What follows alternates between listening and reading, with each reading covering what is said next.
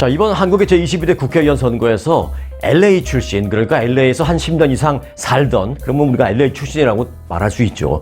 LA 출신 김성회 후보가 이 5선에 도전했던 심상정 후보를 누르고 당선이 돼서 주목을 받고 있습니다. 경기도 이 고양시 갑 이 국회의원 선거에서 더불어민주당 소속으로 김성회 씨가 후보로 나갔는데요.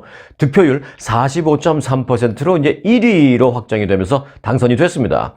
2위인 국민의힘의 한창섭 후보는 35.3%. 그런데 이제 3위는 녹색정의당 소속의 심상정 후보였는데 심상정 후보 5선에 이번에 도전하는 대단하신 분이죠. 그런데 18.4%밖에 득표하지 못했어요. 그래서 나중 얘기입니다만은 심상정 씨는 이제 정계 은퇴를 선언했습니다. 여하튼 기라성 같은 그런 분을 무찌르고 LA 출신의 김성회 후보가 당선이 됐습니다.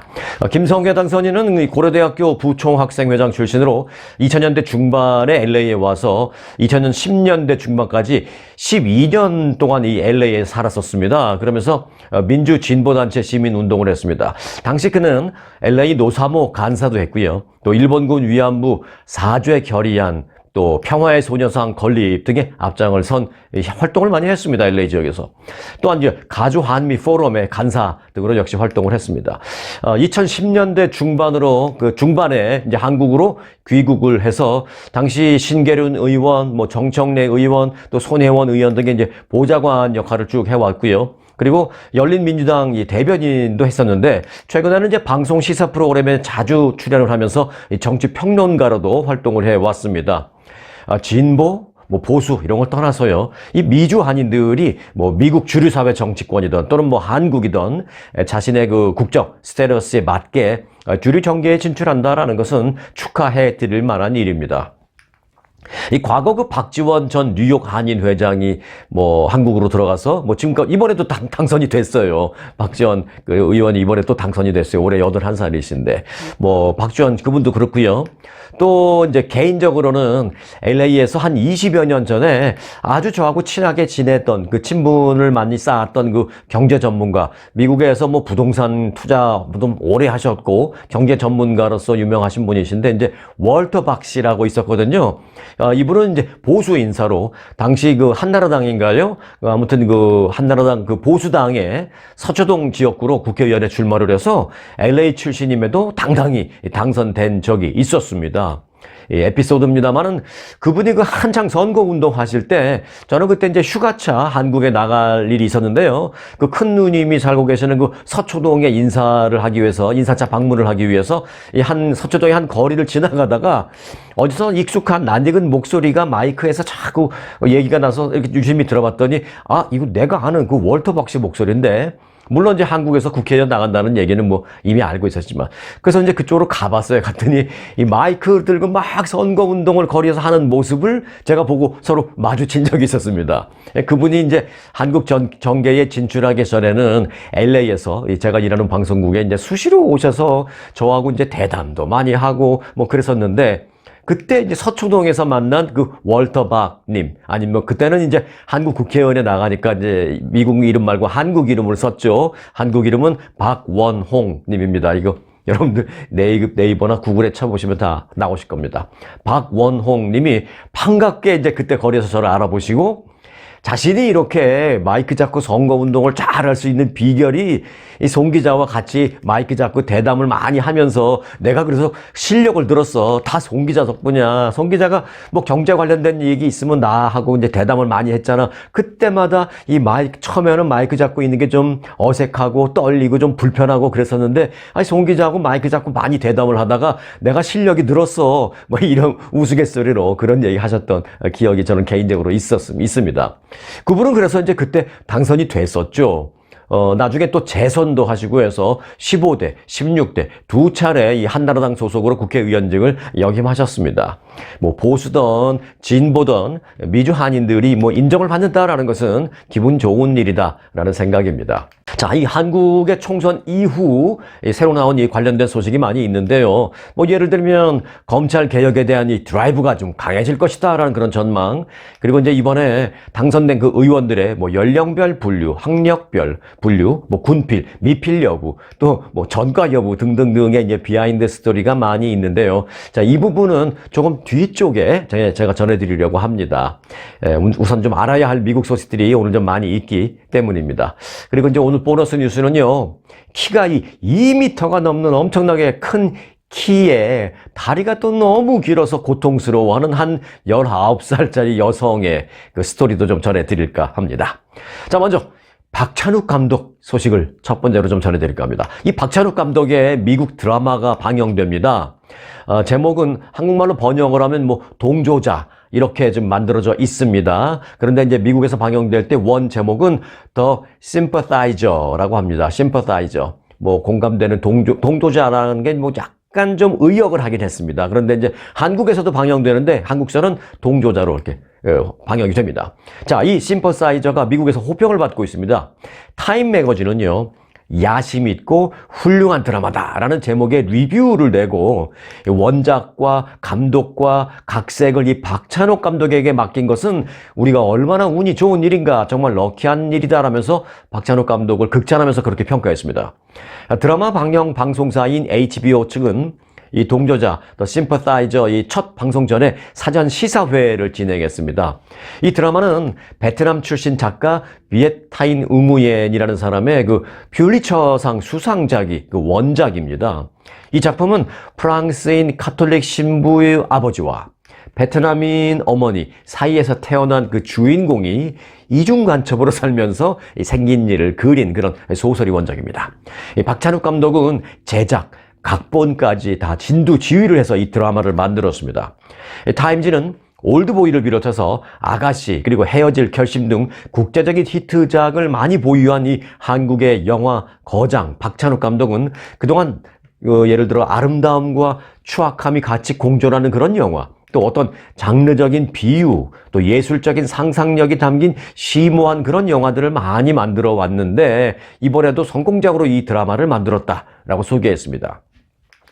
이어서 이 원작 소설과 너무 잘 어울리는 활기차고도 충실하면서도 대담한 그런 작품을 만들어냈다라면서 거기 이제 출연한 그 연기자도 칭찬을 했습니다. 거기 이제 조연으로 나오는데 뭐 주연까지도 아닌데 조연으로 누가 나오느냐?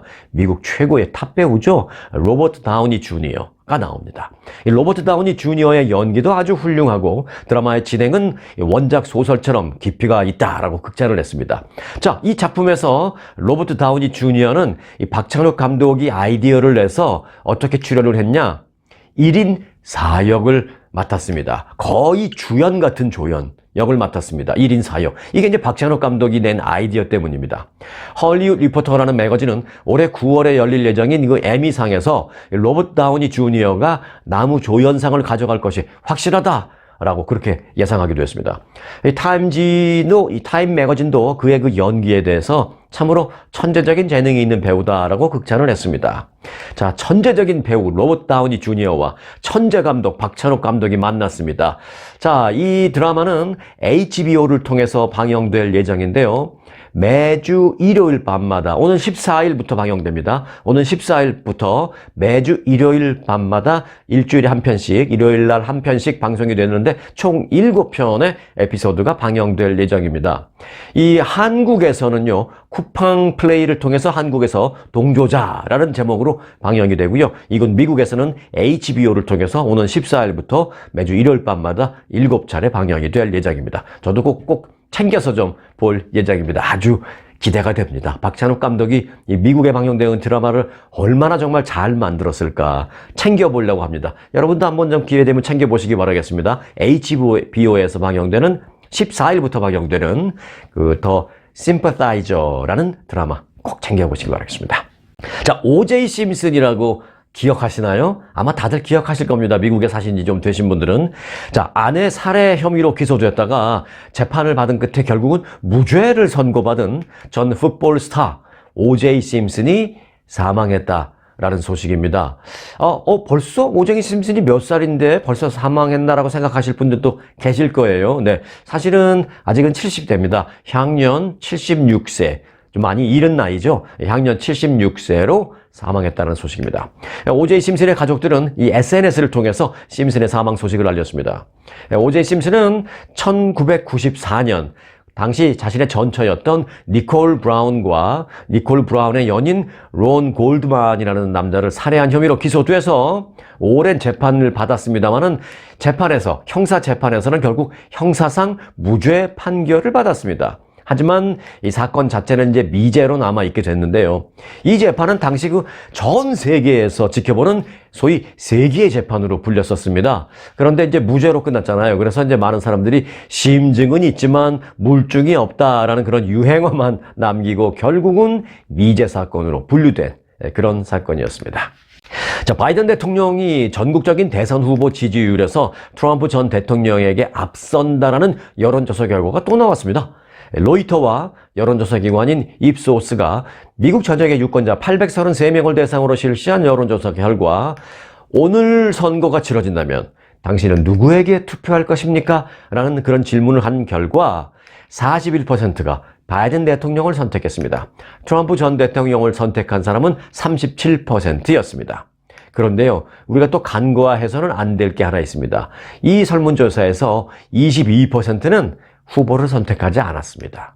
이들은 바이든 또는 트럼프가 아닌 제3의 후보를 선택하는 쪽으로 마음이 기울었거나 투표 의사가 아예 없는 것으로 보인다라는 게 정치 전문가들의 분석입니다. 참 이런 부분은 안타까운 그런 상황입니다. 어떠한 경우라도 우리가 누군가를 선택하고 투표에 참여하는 게 가장 바람직한데 이 사람도 싫고 저 사람도 싫고 이런 사람들이 지금 많다라는 것이죠. 최소한 20%가 넘는다라는 참으로 안타까운 결과입니다. 자, 바이든 대통령과 기시다 후미오 일본 총리는 정상회담을 가졌죠. 이 정상회담에서 아주 흥미로운 얘기도 많이 나왔습니다. 2명의 일본인 우주 비행사를 미국과 협조를 해서 달에 착륙시킬 방침을 표명을 했습니다. 2명의 일본 우주인을 달나라로 보낸다라는 것입니다. 바이든 대통령은 이들의 그 달 착륙은 우주선을 타고 달에 착륙하는 최초의 미국인 이외의 사람이 될 것이다 라고 말했습니다. 기시다 총리는 일본인 우주 비행사가 미국인 이외에 처음으로 달 지면 착륙이 가능하게 된 것을 환영한다라고 밝혔습니다. 물론 이제 계획입니다만은. 자, 이와 관련해서 그 항공우주국 나사에서 빌 넬슨 국장, 그리고 일본의 그 문부과학성이 있습니다. 한국의 과학부 같은 거죠. 문부과학성의 모리야마 마사이토 과학상 두 사람이 미국 주도의 달 유인 탐사 아르테미스 계획 활동 내용이 담긴 문서에 합동서명을 했습니다. 이 아르테미스 계획이라는 것은요, 오는 2026년, 2년 뒤에 미국인이 달에 착륙하는 것을 목표로 하고 있는 그런 계획입니다. 그런데 이번에 그 미일 합동문서에는요, 일본인 2명이 그로부터 2년 뒤인, 그러니까 이제 미국인이 달에 착륙하는 게 이제 2026년, 그리고 그로부터 2년 뒤인 2028년에 일본인 2명을 함께 달에 착륙시킨다라는 내용이 그 안에 담겨 있습니다. 또한 일본 우주항공연구개발기구와 그리고 도요타 자동차, 또 미쓰비시 중공업이 함께 개발을 하고 있는 달 표면 탐사 차량이 있습니다. 이름은 루나 크루저라고 붙여졌는데 이 루나 크루저로 이 달에 가는 것을 목표로 하고 있는데 이게 참 재미있습니다. 일단 그 루나 크루저는요, 2031년에 달로 쏘아 올릴 예정입니다. 이 사람과 이 루나 크루저라는 달 탐사 차량을 함께 싣고 달에 갈 예정입니다. 2031년에. 그런데 이제 루나 크루저가 아주 재미있는 차량입니다. 차 안에 그 기압을 조정할 수 있는 그런 차량입니다. 그래서 이 차 안에서는 우주복을 착용하지 않고 그냥 평상시 그 반팔, 반바지 티셔츠 이렇게 평상시 복으로 입고 그 우주 차량 안에서 활동을 할 수 있는 겁니다. 이 우주선 안에서 우주복을 입고 이렇게 활동하는 게 얼마나 힘들어요. 기압이 없기 때문에 둥둥 떠다니기도 하고 참 여러 가지 힘든 게 뭘 먹는데도 힘들고 또 어떤 그 생리 현상을 해결하는데도 힘들고 참으로 어려운 부분이 많은데 이 루나 크루저라는 차량 안은 기압 조정이 되기 때문에 컨트롤이 되기 때문에 그냥 평상시처럼 지구에서처럼 활동할 수 있다는 것입니다. 그걸 일본의 기술과 또 미국의 우주 기술을 합쳐서 2031년에 달로 쏘아 보내겠다는 것입니다. 그래서 이름하여 그 루나 크루저는 별명이 뭐냐면 달 캠핑카라고 별명이 붙여져 있습니다. 자, 루나 크루저, 달 캠핑카를 일본과 미국의 기술로 함께 보내겠다라는 이것도 공동 문서에 합의가 돼서 공동 서명을 했다라는 부분입니다. 자, 일본의 도요다 기술, 그리고 일본의 그 문부과학상의 기술, 미쓰비시 그 중공업의 기술, 그리고 미국 나사의 기술이 아주 흥미로운 그런 달 탐사 역사를 새로 쓰게 될지 주목되는 그런 부분입니다. 자, 이 세계적인 억만장자라 꼽히던 이 트럼프 전 대통령의 재산이 최근에 실시간으로 증발하고 있습니다. 트럼프 전 대통령이 이끄는 그 소셜미디어 업체 있죠? 트럼프 미디어. 줄인 이름은 DJT라고 하는데요. 이 회사가 최근에 깡통 실적을 발표한 후에 지금 주가가 폭락하면서 계속 주가 폭락이 이어지고 있기 때문입니다. 이 보도에 따르면 트럼프 미디어, 즉 DJT는 실적 공개 이후에 하락세가 지금 이어지고 있는데요. 어떤 날에는 뭐 하루에만 주가가 막 10% 넘게 그렇게 추가 하락하는 그런 날도 있습니다. 비즈니스 인사이더는 트럼프의 재산이 58억 달러 아래로 떨어지게 되면서 세계 500위 억만장자 리스트에서도 탈락했다고 전했습니다. 트럼프 전 대통령은 지난 2021년 1월 6일 의사당 난입 사태 이후에 당시 그 트위터와 페이스북의 등의 그 계정이 정지당한 일이 있었는데요. 그렇게 자신의 그 계정이 정지당하자 화가 나서 그 다음 해인 2022년 2월 자신이 직접 그 SNS 회사를 차렸죠. 그게 이제 트루스 소셜이라는 회사인데 이걸 출범시켰고 그 회사가 이제 트럼프 미디어입니다. 트럼프 미디어, 즉 DJT는 지난주 뉴욕 증시에 이렇게 다른 회사와 이렇게 얹혀서 우회 상장을 했습니다. 그런데 우회 상장하기 전에는 우회 상장을 하려는 그 회사의 주가가 엄청나게 올랐어요. 주가는 트럼프 측과 그 합병이 있기 전까지는 올 들어 무려 255%나 급등하기도 했습니다. 덕분에 트럼프 전 대통령의 그 순자산은 지난달만 해도 세계 400대 부자 순위에 이름을 올렸었거든요. 하지만 지난 1일 그 합병을 한 후에 지난 1일 그 실적을 공개했는데 이렇게 이제 뉴욕 증시에 상장이 되면 투명하게 모든 걸 공개해야 되는 어찌 보면 뭐 약점이랄까 단점이랄까 뭐 그런 게 있어요. 뭐 퍼블리시가 되면 그렇게 해야 됩니다. 그래서 이제 실적을 공개한 결과 지난해 4분기 매출이 4분기 그러니까 11, 12 이 석 달 동안에 매출이 얼마냐면 75만 달러에 그쳤습니다. 이게 뭐 대규모 회사라고 생각할 수도 없는 것이죠. 무슨 자영업자도 이 정도는 할 수 있는 건데요. 석 달 동안 75만 달러 매출에 그쳤습니다. 그리고 더 문제가 되는 것은 지난 한 해 따져보니까 총 5,280만 달러의 손실을 입은 것으로 드러났습니다. 그러자 이후 일주일 넘게 이 주가가 급락하고 있습니다. 트럼프 전 대통령은 자신이 만든 트루스 소셜을 900만 명이 사용하고 있다라고 밝혔습니다만은 실적 공시를 통해서 이 트루스 소셜의 실체가 드러났다라는 그런 평가도 이어지고 있는 상황입니다. DJT의 주가가 폭락하는 과정에서 트럼프의 이 DJT 지분 가치도 2주 사이에 한 그 33억 달러 정도가 증발해버리고 말았습니다. 이런 가운데 트럼프 미디어, 즉 이 DJT의 지속적인 운영에도 그 의구심을 갖는 사람들이 지금 많이 나오고 있습니다. 야, 저게 계속 제대로 운영이 될까? 뭐 어느 순간 이러다가 그냥 슬그머니 문 닫고 마는 거 아니야? 그렇다면 내가 산 이 주식 휴지 조각 되는데 이런 걱정이 지금 여기저기서 나오고 있다는 것입니다. DJT 공시 자료에도 사실은 스스로도 그런 부분에 대해서 어느 정도 인정을 하는 그런 내용이 좀 있습니다. 그 DJT가 스스로 공시한 자료에 따르면 기업을 합리적으로 합리적으로 유지하는 데에 필요한 재정 자원이 부족한 상태다. 근시일 동안 영업 손실과 마이너스 현금 흐름이 계속해서 발생할 것으로 보인다. 라는 예상이 거기 공개적으로 게시되어 있는 상황입니다. 그러니까 주식을 산 사람들이 얼마나 지금 뭐 발 뻗고 못 자는 거죠. 휴지 조각 될까봐 그런 상황입니다. 자, 한국 총선 그 이후에 들어온 소식들을 좀 정리해 드릴까 합니다. 자, 검찰의 수사권을 박탈해서 사실상 기소청으로 전환하겠다라는 공약을 내건 범야권 4개 정당이 이번 총선에서 무려 189석을 확보하면서 이 검찰 내부에서도 이제 긴장하는 그런 기색이 감지되고 있다는 소식입니다. 일각에서는 2년 전 검찰총장을 비롯한 주요 간부들이 자신의 직책을 막 던져버리는 그 반발하면서 직책을 던져버렸던 소위 검수완박 사태가 재현될 수 있다는 얘기입니다. 검수완박, 즉 이 검찰의 수사권 완전 박탈. 이죠. 그런데 국면이 재현될 수 있다는 것입니다.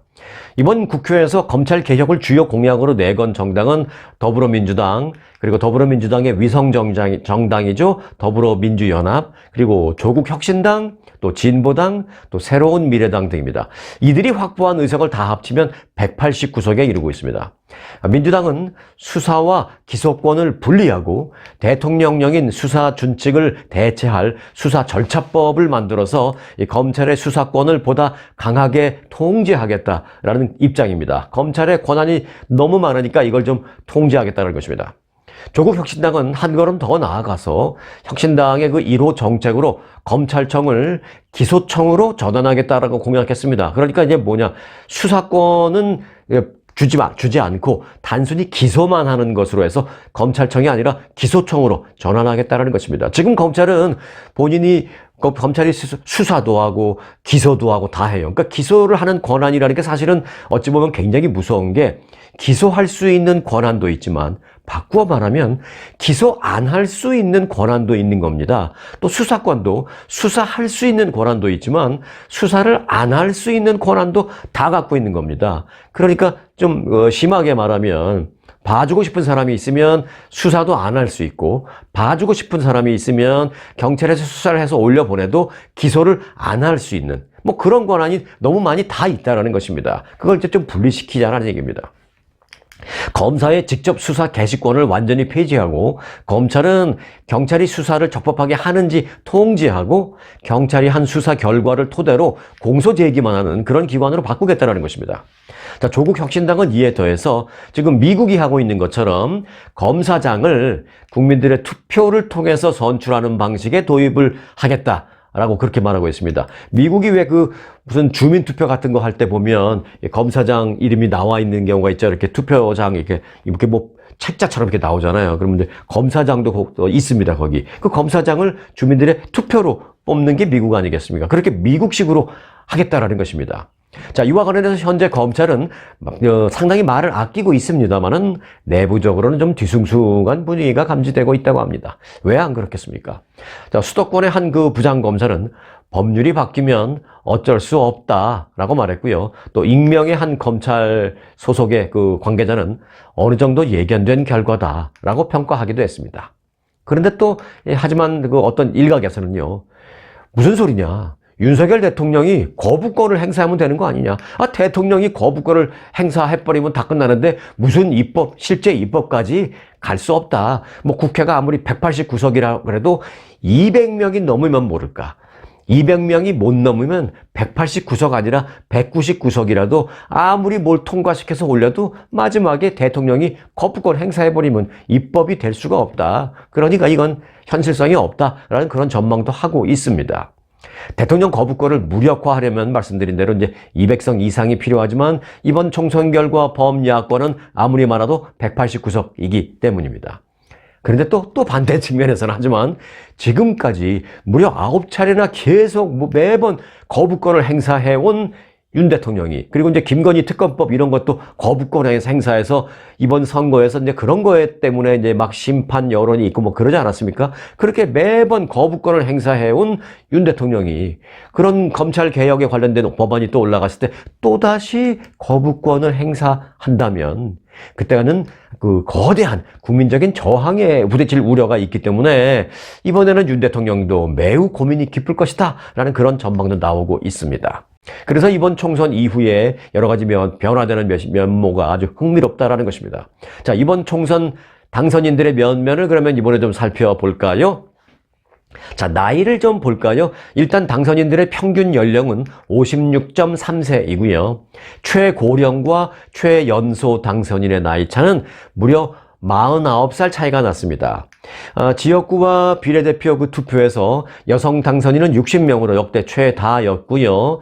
초선 의원은 전체 당선인의 절반에 조금 못 미쳤습니다. 자, 최고령 당선인은 앞서 제가 한번 잠깐 언급했었죠. 더불어민주당의 박지원 전 의원인데 이제는 이제 당선인으로 말할 수 있습니다. 박지원 당선인인데 1942년생입니다. 그러니까 올해 81살 되셨습니다. 미주 한인 출신이시죠. 뉴욕 한인 회장 하셨고, 자, 올해 81세에 또 당선이 돼서 최고령 당선인 기록을 세웠고요. 반대로 최연소 당선인은 민주당의 전용기 의원으로 1991년생입니다. 올해 32살입니다. 자, 그리고 연령별로 보면 50대 당선인이 가장 많습니다. 150명으로 딱 절반을 차지했습니다. 이어서 이제 60대가 100명으로 33%, 40대가 30명으로 10%, 30대가 14명으로 4.7%, 70대가 5명으로 2%, 80대는 말씀드렸죠. 박지원 1명 0.3% 순이었습니다. 20대 당선인은 없었습니다. 자, 그리고 가장 많이 당선된 최다선인은 6선인데요. 모두 4명으로 국민의힘 2명, 민주당 2명씩이었습니다. 국민의힘에서는 조경태, 주호영 의원이, 그리고 민주당에서는 추미애, 그리고 조정식 의원이 모두 최다선인 6선 의원이 되었습니다. 초선 의원은 비례대표 44명을 포함해서 총 135명으로 45%였습니다. 당선인 300명 가운데 여성은 그래도 역대 최다이기는 합니다. 60명입니다. 60명이니까 좀 많아 보이기는 하지만 퍼센테이지로 따지면 사실 20%밖에 안 돼요. 그러니까 좀 여성 의원 당선이 좀 더 늘어나야 됩니다. 못해도 50대 50까지는 굳이 아니라 하더라도 한 40% 정도는 됐으면 하는 마음인데 지금은 일단 60명으로 20%입니다. 남성은 240명, 80%. 자, 학력별로는 대학원 졸업이 157명으로 가장 많았고요. 대졸자가 110명, 대학원 수료가 29명이었습니다.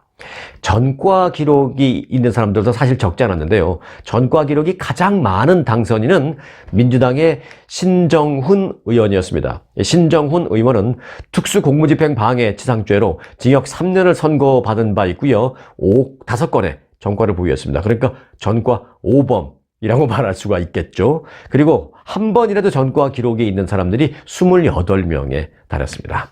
자, 남성 당선인은 240명 가운데 군복무를 마친 사람은 196명으로 82%, 병역 미필은 18%인 44명이 됐습니다. 자, 이어서 보너스 뉴스 전해드리겠습니다. 오늘 보너스 뉴스의 제목은요, 이렇습니다. 다리가 너무 길어서 슬픈 이 여성입니다. 우리 대부분의 여성분들은 키도 좀 크길 원하고 또 같은 키라 하더라도 이왕이면 좀 다리가 좀 길길 원하고 그렇잖아요. 그런데 이 여성은 다리가 너무 길어서 슬픈 여성입니다.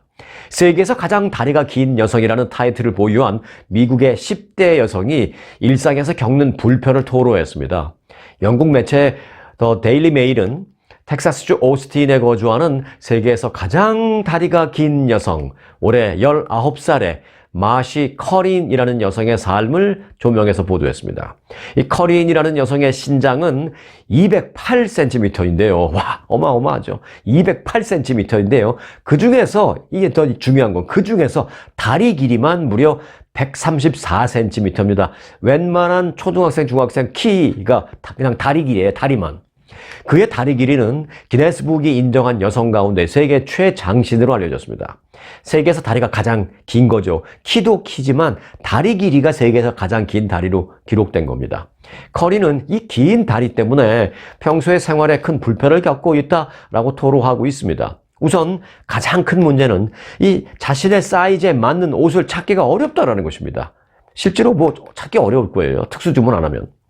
그녀는 내게 맞는 긴 바지가 없어서 늘 맞춤 제작을 할 수밖에 없다라면서 청바지 한 벌에 $250가 넘는 그런 특수 맞춤 제작된 옷을 입어야 된다. 돈이 없어서 내게 딱 맞는 청바지 나는 딱 2벌밖에 없다라고 토로했습니다. 그것도 어렵게 돈을 모아서 맞췄다라는 것입니다. 그러나 이제 커린에게 가장 더 큰 그 어려움은 이성과 교제할 때라고 말합니다. 교제하는 것도 쉽지 않고 어떻게 이성을 만나서 교제를 하려고 해도 어려움이 한두 가지가 아니라는 겁니다. 그는 이렇게 말합니다. 지금은 연애에 뭐 특별히 별 관심이 없지만 뭐 작년, 재작년 좀 관심이 있었을 때 데이트할 때도 있었는데 데이트할 때마다 나보다 키가 너무나도 훨씬 더 작은 그런 남자들과 만날 수밖에 없는데 그런 건 사실 좀 불편하고 또 기분도 좋지 않았다. 행복하지 못했다라면서 나를 그 남자들이 나와 데이트하면서 나를 좀 부끄러워하는 것 같은 마음이 들어서 참 힘들었다라고 말했습니다. 그는 어린 시절부터 항상 그 다른 사람들보다 키가 너무 컸다며 초등학교 2학년 때일 때 당시 중학생인지 묻는 사람들이 많았다고 합니다. 초등학교 2학년밖에 안 됐으니까 뭐 8살? 뭐 이 정도밖에 안 됐는데 너 중학생이냐? 뭐 이렇게 묻는 거죠. 너 13살이야? 뭐 이렇게 8살인데 뭐 13살, 14살, 15살처럼 보이는 거죠. 또 사람들은 나를 그 슬렌더맨 같은 그 공포 영화의 캐릭터로 빗대서 놀리기도 하는 사람들도 많았다라면서 슬픔을 고백했습니다. 그가 올리는 그 틱톡 영상도 많이 있는데 그 틱톡 영상을 접한 누리꾼들의 반응도 좀 상반됩니다. 커리는 내가 가장 큰 장점은 나와 같은 사람이 아무도 없다라는 것이라며 사람들이 종종 당신은 너무 아름답다, 모델이냐? 라는 말을 하기도 한다라는 것입니다. 그래서 좀 제가 앞서 말씀드린 의견이 상반된다라는 게 그런 거죠. 뭐 놀리는 사람도 있고 또는 한 사람은 모델이야? 너무 멋있어요. 뭐 그런 사람도 있다라는 것이죠. 그러면서 그는 키가 200cm가 넘는 여성으로서의 그 나의 임무는 다른 키 큰 여성들에게 더 힘을 실어주는 것이다 라면서 평균보다 지나치게 그 긴 자신의 어떤 이런 삶도 좋은 쪽으로 승화시키려고 노력하고 있다라고 말하고 있습니다. 자, 정말 평균보다 지나치게 길던 뭐 아니면 평균보다 지나치게 짧던 이 뭐든지 뭐 지나치면 당연히 불편하기도 하고 힘들 수도 있고 그럴 수 있는데요. 이 여성 비록 19살의 앳된 소년, 뭐 소녀는 지났나요? 19살이니까 뭐 청소년이라고 표현할 수 있겠나요? 19살의 앳된 청소년이지만 남과는 다른 자신의 면모를 최대한 장점으로 활용해서 행복한 삶을 살았으면 좋겠다라는 그런 생각을 가져봅니다. 자, 오늘 영상은 여기까지입니다. 언제나 스토리가 있는 뉴스, 송혜코의 스토리 뉴스 마칩니다.